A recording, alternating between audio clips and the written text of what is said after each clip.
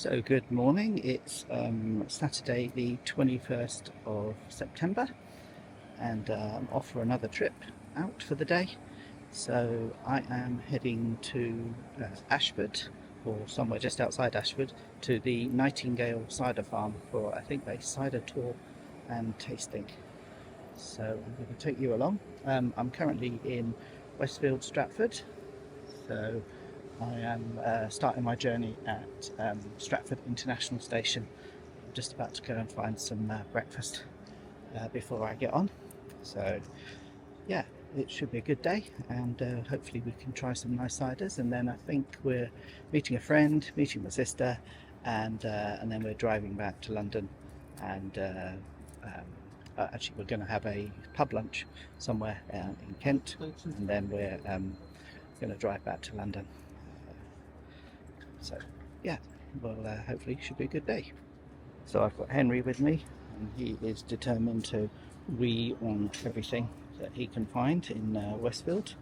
So here we go. And then right ahead of me now, if I can get the camera to go up, not whether you can see, but I'm just heading sort of outside towards the Olympic Stadium, or the West Ham Stadium, whatever they call it nowadays.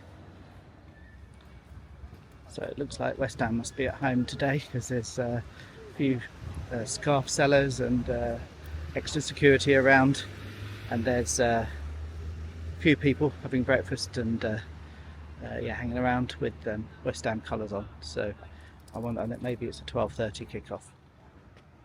I have to say, another thing I've noticed being here at kind of 9 o'clock in the morning, or just before 9 o'clock, there's people just come and wait for the shops to open. So there are people actually standing outside of TK Maxx and various shops waiting for them to open, which I don't think I've been there at this time of the morning. But yeah, I didn't realise that people came and actually waited for shops to open here at Stratford. One thing I didn't realise is that building over there has now become a Gordon Ramsay's bread street. Oh, and there's a Pizza East underneath as well. Yeah, that used to be something else when it was built. I think it was a Swedish restaurant of some sort, but yeah, looks like it's all changed. It's quite nice. I always think it's quite a nice looking building, wooden building with some nice balconies and terraces around. Okay, so been to Pret and got my coffee and avocado and egg sandwich.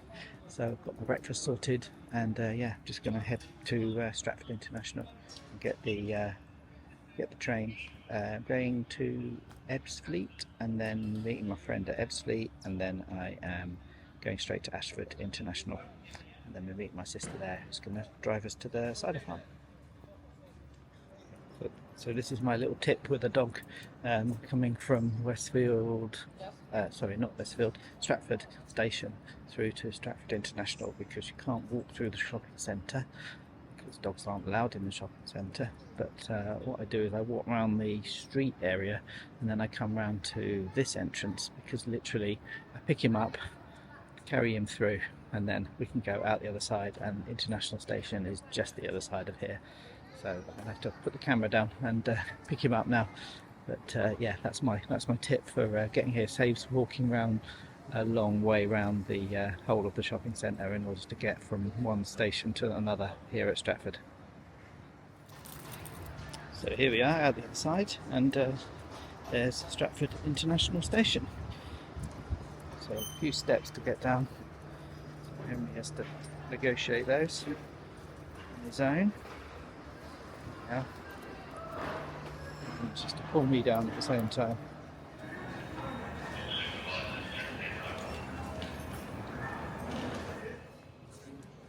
So I'm not sure if you could see that board, because it might have flashed a bit, but so I'm on the 948 Margate via Canterbury West. So yeah, it just stops at Ebbsfleet and then Ashford International, which is where I'm jumping off.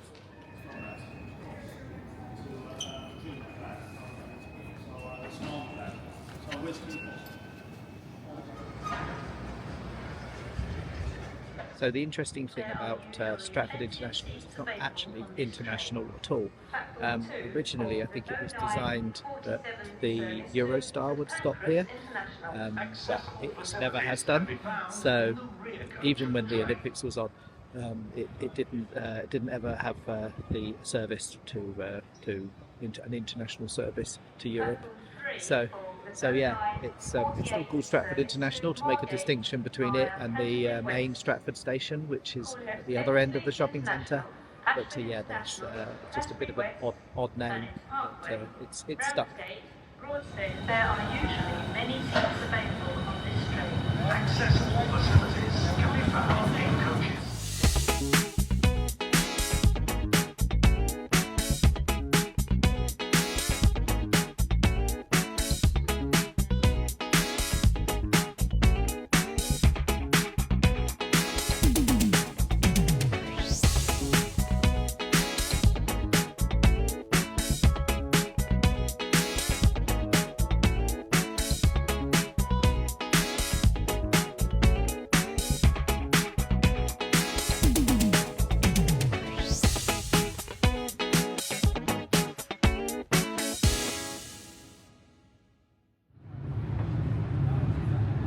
So it's actually quite a nice morning. So should be a good trip. The sun's out and it's quite warm. So yeah, well, slightly better than I was expecting, to be fair. So you can see we're on the high speed, so you can see how we seem to be going quite fast. So yeah, should be at Ipswich very shortly.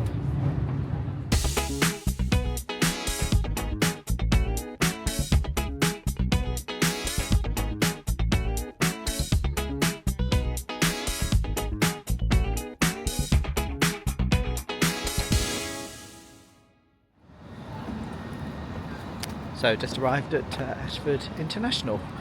So yeah, nice blue skies. So should be a lovely day. So we're just going to walk across to the outlet mall and meet up with my sister there, and then we'll head over to the cider farm. So here's the designer outlets at Ashford. So we're just having a little peruse before we jump in the car to the cider farm.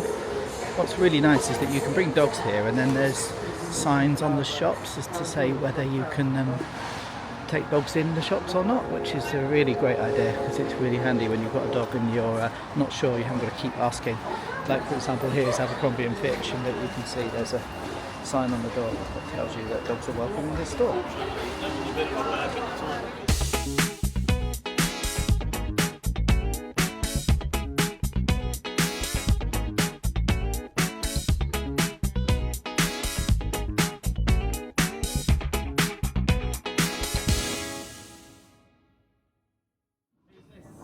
Right, so I'm here at the cider farm, so I'm just gonna flip you around so you can have a look and see.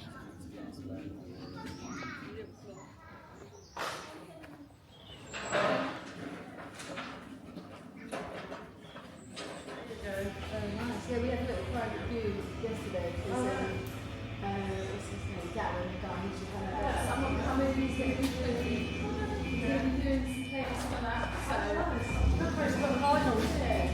Yeah. Yeah. Should be called David. Yeah. Cool. Great. Alright, I'll see you later. Pays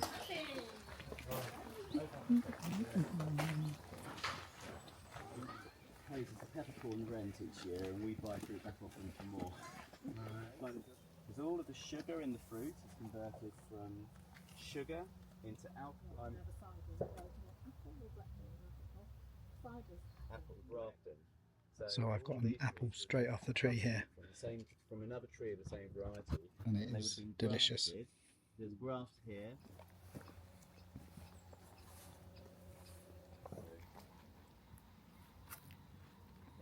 Well, I do like a gin and juice, and generally do like a slow gin.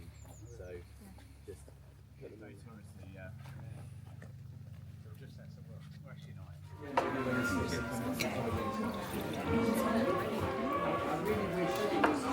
Right, so this is a very new cider. So apparently got some sweetness to it. we're going to It's give it got a go. equivalent to about 40 grams per litre of sugar, to give you an idea. So it's sweeter Very than sweet. the cider I make. That said, we're doing some end product with it. Okay, so the next is a same apple Discovery. This is 1 year old and it's 7%. So we'll give that a go. There we go. You must think I'm driving. Just a lot. Oh, Oh, that tastes a lot more like cider, whereas the previous one was a lot more like fruit juice and cider combined. Oh, wow.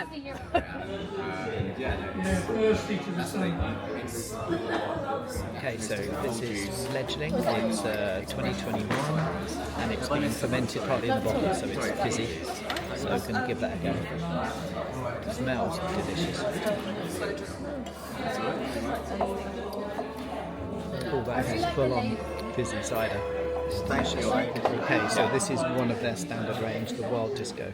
So fruity and funky according to the board, so give that a go.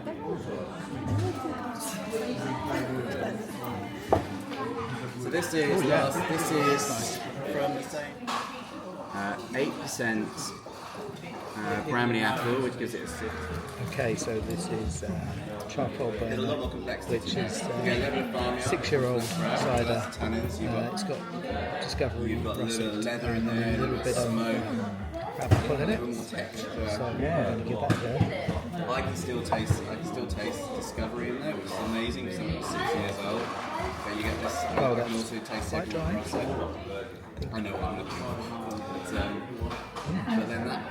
Still good, but is that there? quite dry. A little bit of dry.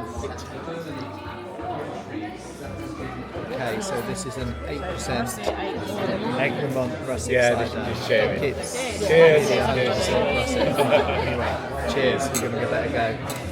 Cheers. Cheers.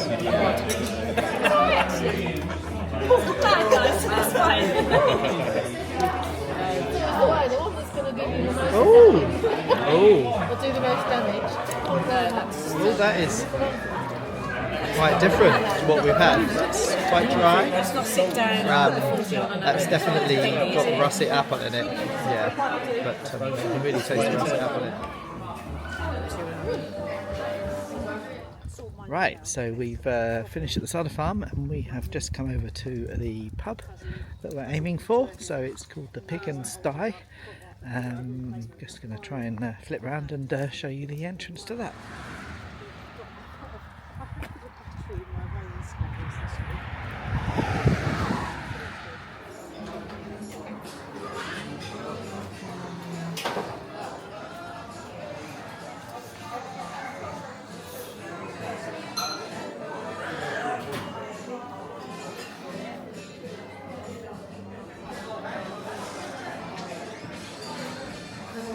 Being the driver, I'm going to 0% Guinness and I'm going to split the gin.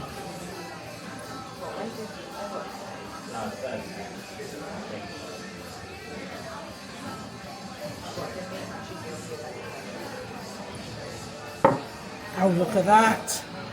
That is not bad. That is a perfect split bad the gin. at all. That is not bad at all. So that's, what was it, pink peppercorn and salt squid. And then I've got a halloumi and watermelon salad, which looks delicious. So we have the posh hot dog with a mountain of Cajun, with a mountain of chips. What's this one, Celia? That's the pork belly with rice. I think again it has. I think was it a miso glaze, something like that.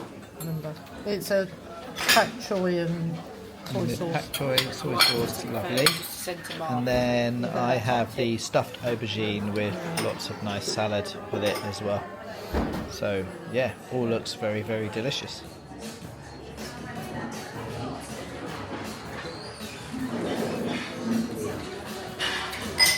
Hi there. So I realised I hadn't done a roundup video from my trip to the cider farm. So we had a great day. So we started off at the Ashford outlets, and one revelation there was the fact that their dog friendly. So all the shops have those little signs, as you probably saw in the video. All the shops that allow dogs have a little sign saying that you can take your dog in. So so that's great. So it's about half an hour from, actually I think it was more like 20 minutes from Stratford International, which is not far from me here. And it's like about 10 minutes walk from the station, from Ashford International station. So so yeah, definitely a chance to go out and possibly have a little Christmas shopping trip at some point. So yeah, then we went to the cider farm. So it's Nightingale Cider. So they had a special open day, and so we had a tour of the orchard with the lovely Sam, who was he's the main cider maker there. And yeah, we saw they are unusual. We saw a few varieties of apples that they grow there. Unusually, they use mainly eating apples for their cider. So so so they grow some unusual apples that are not often grown nowadays, or you know they're out of fashion, or they're not suitable for supermarkets. So they grow them and they make cider out of them. So yeah, so I tried a full staff apple, which was really nice. So because they're just coming into season to be picked, so so they were perfect to taste while we were walking around. They grow russets, and then in between they grew some crab apples, which they also use for some of their ciders. And another apple which I don't think we saw in the actual orchard, but one they use a lot is called Discovery. So so yeah, we did the tasting, as you would have seen afterwards. So after we'd walked around and learnt a bit more about cider making, we went into the tasting room where they had a bar. They had some music going on because they had a bit of a harvest festival thing going on with some food. So yeah, so we tasted quite a lot of stuff made of Discovery. So a lot of it was 100% Discovery. So I think we tried one that was, I forget exactly, which is probably a good thing, or probably means that I had plenty of cider. But yeah, so we had a Discovery which I think was 3-week old, and then we had various ages after that. So hopefully I explained that in the video well enough. And then yeah, we had so they have a wild disco was one of their ciders, which is obviously made of Discovery. It took me a while to work out that Discovery. But yeah, so we had a really nice time tasting some of those ciders, and really informative by Sam again, who was explaining them all to us. They had a little farm shop there, which had some nice stuff, and you could also buy some of the ciders. So yeah, the three that they mainly have are Lovebird, Nightbird. So I think Lovebird I've got here, so I've still got one of those. That's 4.5. So I think that's a medium. And then they had Nightbird, which is a slightly drier one, and I think it's a little bit stronger, can't remember. They have Wild Disco, and then I also got this one called Hoppy Cox, which was, it says it's mainly made with Cox apples, but dry hopped with Ernest hops. So I didn't try that one, so just bought one of those in the shop just to give that a go. Yeah, so that was great. So yes, if you want to look out for Nightingale Cider, so they're at Nightingale Cider on Instagram, and nightingalecider.com is their web shop, which where you can go and buy stuff. And I think they just sell in the local area mainly. So yeah, so in the Kent countryside anyway. Then you saw that we went to a pub called the Pig Sty out in the countryside. So really lovely pub. And we had a late lunch there. Really, the food was all really delicious, and we enjoyed it tremendously. So that's great. So yeah, well worth a visit. And that we had the dog with us, so they booked us a table, but they booked us a table in the bar area because that's where you're allowed to have dogs. So I think you can have them in the bar area and you can have them outside, but not in the restaurant, which is often the case with pubs. But they also had a doggy menu as well, so they would do you a special meal for your dog as well, which Henry didn't get, but yeah, and usually they had that on their menus as well. I think you might have seen that in the video, or you might not. So yeah, so that was our day out to Kent to do some cider tasting and have a lovely lunch. So I hope you enjoyed the videos, and I'll see you again soon.